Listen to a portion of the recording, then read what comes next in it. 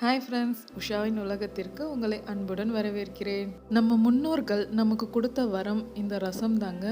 நம்மளுடைய உணவில் இந்த ரசமை நம்ம சேர்த்துக்கிட்டே வந்தோம்னா நமக்கு எந்த வைரஸ் கிருமியும் நம்மளை தாக்காதுங்க. கோவிட்டில் அஃபெக்ட் ஆகி இருக்கிறவங்கன்னு இல்லைங்க, நார்மலாக இருக்கிற நம்ம எல்லாருமே இந்த ரசம் சாப்பிடலாம். இது நல்ல நோய் எதிர்ப்பு சக்தியை அதிகரிக்கும், நம்ம உடலுக்கு தேவையான எல்லா இம்யூனிட்டியும் தருங்க. இந்த வீடியோவில் நான் 2 வகையான ரசம் செஞ்சுருக்கிறேன். வாங்க எப்படி செய்கிறதுன்னு பார்க்கலாம். நம்ம சேனலை எல்லோரும் சப்ஸ்கிரைப் பண்ணிக்கோங்க, பக்கத்தில் இருக்கிற பெல் ஐக்கானை டச் பண்ணிக்கோங்க. வாங்க வீடியோ ஸ்டார்ட் பண்ணலாம். ஃபர்ஸ்ட்டு நாம் இஞ்சி எலுமிச்சை பழம் ரசம் பார்க்க போகிறோங்க. இதில் விட்டமின் சி ரொம்ப அதிகமாக இருக்குங்க. இந்த ரசம் வாரத்தில் 3 நாள் நம்ம செய்யலாம். இந்த விட்டமின் சி ரசத்துக்கு 2 துண்டு இஞ்சி நல்லா தோல் சீவி நல்லா தட்டி எடுத்துக்கலாம்.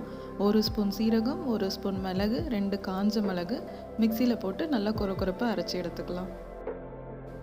ஒரு பாத்திரத்தில் 1 ஸ்பூன் நெய் விட்டுருக்கேன். இதில் நம்ம மிளகு இஞ்சிலாம் சேர்த்துருக்கிறதுனால நம்ம நெய்யில் தாளித்தா தான் கொஞ்சம் உடம்புக்கு குளிர்ச்சியாக இருக்கும்.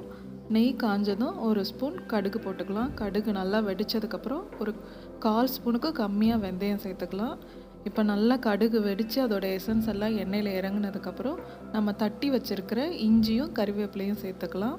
இஞ்சி நல்லா ஒரு நிமிஷம் அந்த நெய்யில் நல்லா வதங்கணுங்க. அப்போ தான் அந்த இஞ்சியோட ஃப்ளேவர் ஃபுல்லாக அந்த நெய்யில் இறங்கும். இப்போது 1 நிமிஷம் நல்லா வதக்குனதுக்கப்புறம் ஒரு தக்காளியை நல்லா கையில் கசக்கி போட்டுக்கலாம். தக்காளி சேர்த்ததுக்கப்புறம் இந்த ரசத்துக்கு தேவையான அளவு கல்லுப்பு சேர்த்துக்கலாம். 1/4 ஸ்பூன் மஞ்சத்தூள் சேர்த்து தக்காளி நல்லா மசிகிற அளவுக்கு வதக்கிக்கலாம்.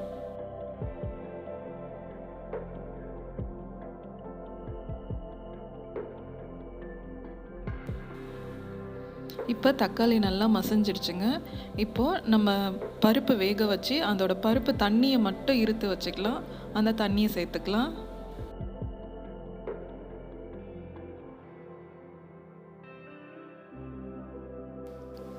இப்போது ரசம் உங்களுக்கு எவ்வளோ குவான்டிட்டி தேவையோ அந்த அளவுக்கு தண்ணி விட்டுக்கலாம். ரசம் கொஞ்சம் நீர்க்க இருக்கட்டும். இப்போ இதெல்லாம் சேர்ந்து ஒரு கொதி வரட்டும்.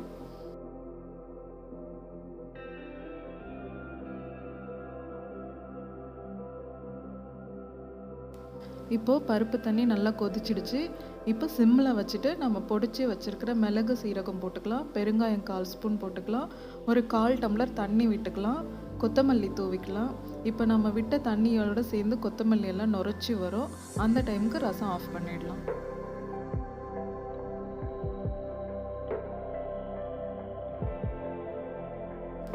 இப்போ பாருங்கள், ரசம் நல்லா நுரைச்சி வருது. இந்த ஸ்டேஜில் ரசம் ஆஃப் பண்ணிவிடுங்க.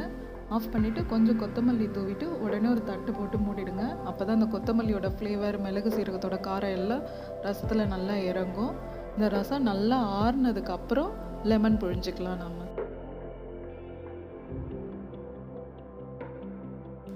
இப்போ பாருங்கள், ரசம் ஆறிடுச்சு. நான் இன்றைக்கி 1 லெமன் புழிஞ்சிருக்கிறேன். உங்கள் புளிப்பு எவ்வளோ தேவைப்படுதோ அந்த அளவுக்கு நீங்கள் லெமன் புழிஞ்சிக்கோங்க. இந்த ரசம் ரொம்ப சூப்பராக இருக்குங்க. எல்லாருமே விரும்பி சாப்பிடுவாங்க. நீங்களும் உங்கள் வீட்டில் ட்ரை பண்ணுங்கள். இந்த ரசத்தில் லெமன், இஞ்சி, மிளகு சீரகம் இருக்கிறதுனால கொரோனா இருக்கிறவங்க தான் சாப்பிடணுன்னு இல்லைங்க. நார்மலாக சளி இருக்கிறவங்க சாப்பிட்டா கூட சளி எல்லாம் கரைச்சிரும். இந்த மாதிரி டயட் ஃபாலோ பண்ணுங்கள். கண்டிப்பாக நமக்கு இம்யூனிட்டி கிடைக்கும்.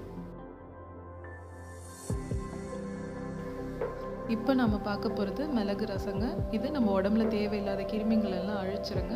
வாங்க எப்படி செய்கிறதுன்னு பார்க்கலாம். இந்த மிளகு ரசத்துக்கு 1/2 ஸ்பூன் சீரகம், 1 ஸ்பூன் மிளகு நல்லா கொரப்பாக அரைச்சி எடுத்துக்கலாம். ஒரு சின்ன துண்டு புளி ஊற வச்சுருக்குறேங்க. புளியை லைட்டாக கரைச்சி விட்டுட்டு அதில் இந்த ரசத்துக்கு தேவையான அளவு உப்பு, மஞ்சத்தூள், பாதி தக்காளி போட்டு அந்த உப்புலேயே போட்டு அந்த தக்காளி நம்ம கரைச்சிட்டோன்னா ஈஸியாக கரைஞ்சிருங்க.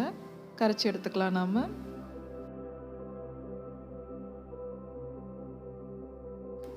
பாருங்கள், தக்காளி நல்லா கரைச்சி எடுத்துட்டேன்.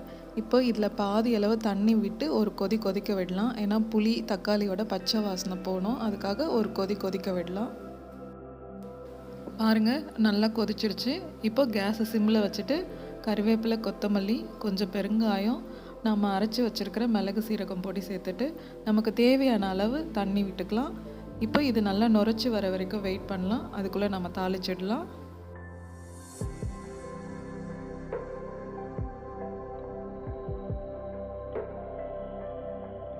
1 ஸ்பூன் நெய் விட்டுருக்கேன். நெய் காஞ்சதுக்கப்புறம் 1/2 ஸ்பூன் கடுகு சேர்த்துக்கலாம்.